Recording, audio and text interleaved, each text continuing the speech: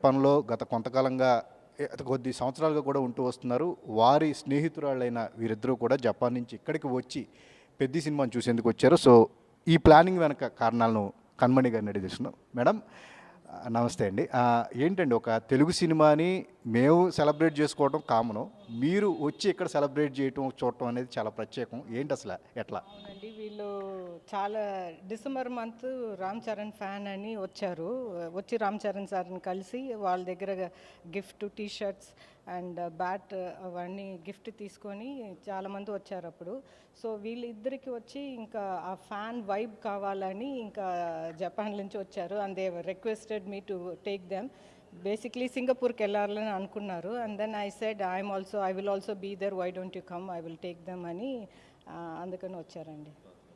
అంటే తెలుగు సినిమాలు అక్కడ లేట్‌గా రిలీజ్ అవుతాయి. అంటే ఎట్ ఏ టైమ్ చూడాలి అని చెప్పేసి ప్రత్యేకంగా ఈ సినిమా గురించే రావడం జరిగింది. ఎన్ని రోజుల నుంచి ప్లాన్ చేసుకోవడం జరిగింది? ఇది ఒక 2 మంత్స్ నుంచి లాస్ట్ ఇయర్ డిసెంబర్ మంత్ వచ్చేటప్పుడే ప్లాన్ చేసుకున్నారు.